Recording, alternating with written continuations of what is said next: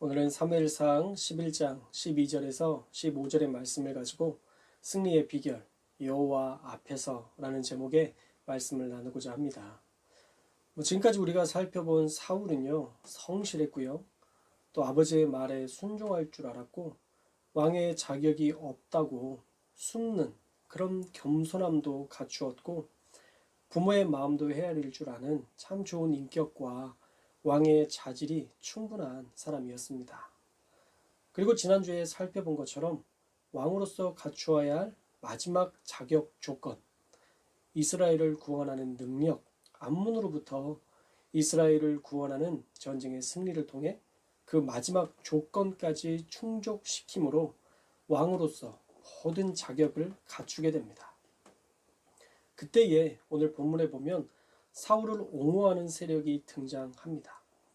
그만큼 전쟁에서의 승리는 사울의 왕권을 강화하는 가장 중요한 조건이었을 것입니다.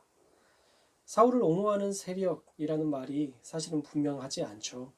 정말 사울을 좋아해서 옹호하는 사람인지 아니면 한 자리 잡으려고 붙은 간신배 같은 사람일지 아직은 파악할 수 없지만 그를 모욕했던 불량배, 사울을 모욕했던 불량배, 사무엘상 10장 27절에 나오는데 이 사람이 우리를 어떻게 구원하겠느냐라고 조롱하던 그 불량배를 죽여야 한다는 여론은 많은 사람들이 동조했을 것입니다.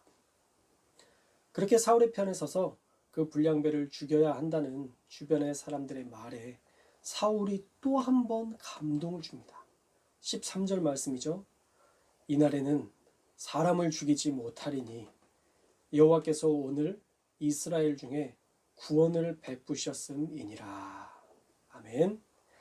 자기 편에 선 사람들이 그 불량한 놈들, 왕에게 무례했던 그놈들 우리가 찾아 죽이리까? 라고 물을 때에 사울은 아니다. 이날은 사람을 죽여서는 안 된다. 오늘은 여호와께서 우리에게 구원을 베푸신 은혜의 날이니 동족 간의 살인은 내가 원하지 않는다 라는 말로 사울이 자기 백성을 존중하는 모습과 여호와 하나님의 구원을 기억하는 너무 귀한 왕으로서의 면모를 보여주고 있습니다. 그럴 때 사무엘이 나서서 백성들에게 이제 길갈로 가서 나라를 새롭게 하자라고 독려합니다. 그들에게 이제 때가 되었으니 사울을 왕으로 세울 것을 동의를 구하는 것이죠. 그런데 왜 길갈에서 이렇게 왕을 세우려 했을까요? 사실 장소는 어떤 사건 때문에 특별한 의미가 있는 경우가 많이 있습니다. 베델의 예를 들어보면 야곱이 하나님을 만났던 장소이죠. 그래서 그 하나님을 만났던 장소에서 우리가 계속 하나님을 예배하기를 원한다라는 마음으로 북이스라엘과 남유다가 나뉘어져 있을 때 북이스라엘 여로보암이 예배의 초소를 이 베델에 마련하게 됩니다. 물론 정치적인 의미도 포함되어 있지만 말입니다. 그렇게 길갈이라는 지역도 이스라엘 민족에게는 의미 있는 장소였습니다. 사실 길갈은 돌들의 바퀴라는 의미가 있습니다. 굴러가는 돌들 이런 뜻이겠죠. 여호수아 4장 20절에 여호와께서 애굽의 수치를 굴러가게 하겠다라는 하나님의 약속의 말씀과 더불어서 가나안 전쟁에서 승리하게 되는 언약의 성취를 이 길갈에서 시작하게 됩니다. 그리고 또 중요한 의미가 한 가지 더 있는데 그것은 언약 백성의 상징인 할례를 이스라엘 백성 모두가 받았던 장소가 바로 이 길갈이라는 것이죠.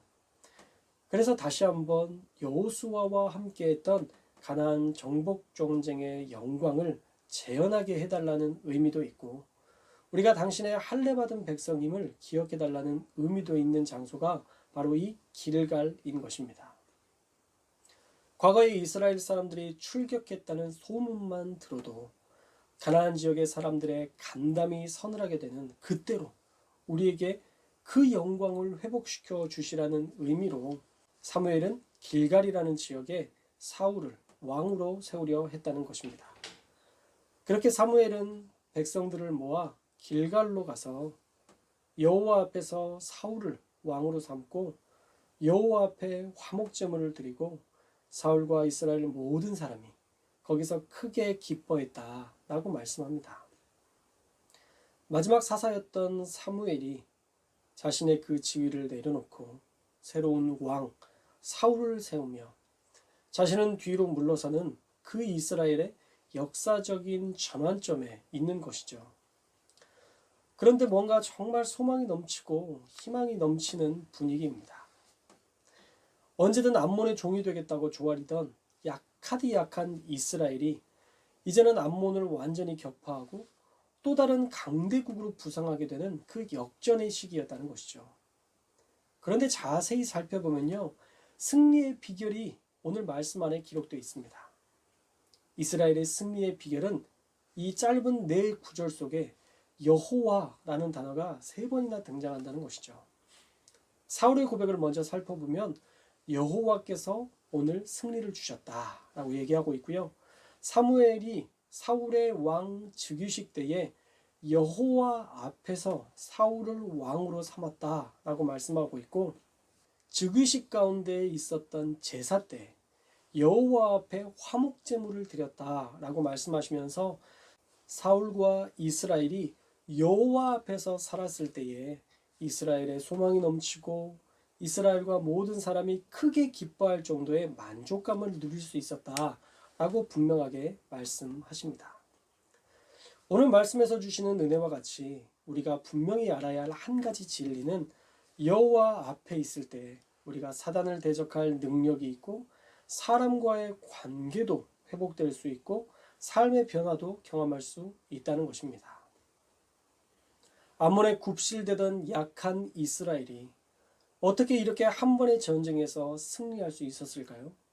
그것은 여호와 앞에 있었기 때문에 가능한 일입니다. 사울이 불량배의 조롱을 어떻게 인자하게 용납할 수 있었나요?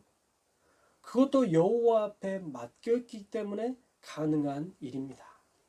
또 제삿날 같은 이스라엘이 이렇게 잔칫날 같은 즐거움을 어떻게 만끽할 수 있게 되었습니까? 바로 여호와 앞에서 제사를 드릴 때 하나님의 큰 기쁨, 세상이 주는 것과 다른 큰 기쁨을 이스라엘과 사울에게 주심으로 모두가 큰 소망 가운데 용기를 가지고 새 나라를 꿈꿀 수 있었다는 것입니다.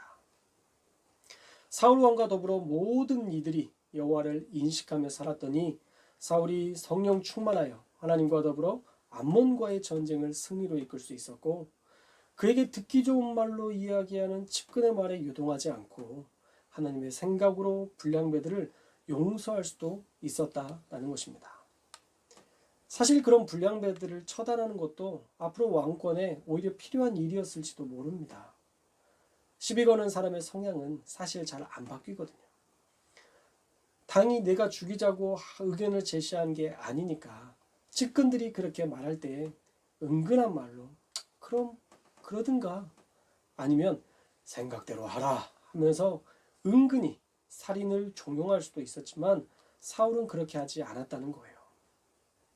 여호와께서 오늘 우리에게 승리를 주셨는데 이렇게 기쁘고 좋은 날, 이런 구원의 날에 내 백성을 죽일 수 없다라는 겸손하고 백성을 사랑하는 마음으로 사울은 자신을 향해 비난했던 그 사람들을 용서할 수 있었습니다. 이처럼 하나님 앞에서 살아갈 때만 사람을 용납하고 용서할 수 있는 것이죠. 측근의 말이 아닌 하나님의 말씀에 귀 기울일 수 있는 것입니다. 또 왕으로 세움을 받을 때에도 하나님께서 세우신 것임을 인식하며 여호와 앞에서 세움을 받고 여호와 앞에서 화목제물을 드리는 이러한 삶을 살아야만 새로운 변화가 시작될 수 있다는 것입니다. 어떤 변화가 일어나는 것, 그것은 여호와 앞에서 살아갈 때 가능한 일입니다. 오늘 말씀의 제목처럼 승리의 비결, 그것은 여호와 앞에서 살아갈 때 가능한 것이죠. 우리의 삶도 그렇습니다. 여호와 앞에서 살아가는 자, 그런 사람이 바로 세상의 암몬과 같은 전쟁의 위기에서 승리할 수 있고, 자기를 비난했던 사람을 용서할 수 있고, 늘 하나님께 예배할 수 있으며 왕으로 세움을 입음같이 하나님께서 높이 들어 쓰실 수 있다는 것이죠. 사랑하는 여러분, 여러분은 하나님 앞에서 살고 계십니까? 그 하나님을 늘 인식하며 살고 계신가요? 여호와 앞에서 살 때 우리의 큰 문제도 해결되고 여호와 앞에 살 때 미움도 이겨낼 수 있으며 여호와 앞에서 살 때 진정한 예배도 드릴 수 있음을 우리가 꼭 기억하셔서 날마다 하나님을 인식하며 살아가는 저와 여러분들 다 되시기를 주님의 이름으로 축원합니다. 그렇다면 하나님을 의식하며 산다는 것은 뭘까요? 세 가지로 살펴볼 수 있을 것 같은데, 첫째는 하나님을 사랑하는 것입니다. 하나님을 향한 사랑이 있어야 여호와 앞에서 우리가 살아갈 수 있는 것이죠. 하나님이 여러분들을 사랑한다는 것을 알고 우리 안에 감동이 있을 때 그때 우리의 인생이 정말 변화되는 계기가 되었습니다. 오늘 오후에 국화를 좀 사왔는데 그 식물원에서 일하는 직원분이 저에게 계속 이런저런 이야기를 거는 거예요. 하나님이 나를 살려주셨다고. 그래서 감사할 수밖에 없다고. 계속 저에게 간증을 하는데 참 놀라웠습니다.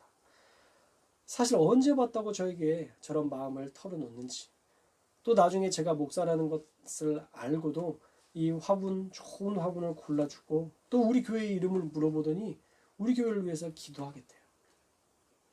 죽음에서 자기를 건져주신 하나님에 대한 간증, 사실은 벌써 30년이 넘은 사건을 아직도 감사하고 은혜로 살아가는 그 성도님의 모습이 참 귀했습니다. 여러분들도 그렇게 살아가고 계시죠? 우리를 사랑하셨던 그 하나님, 우리를 위해서 모든 것을 베풀어 주셨던 그 하나님, 자기의 생명이라도 내어주셨던 예수 그리스도의 그 보혈의 은혜, 여러분들 감격하며 살고 계시죠? 여러분, 저와 여러분이 그 감격 잃어버리면 안 됩니다.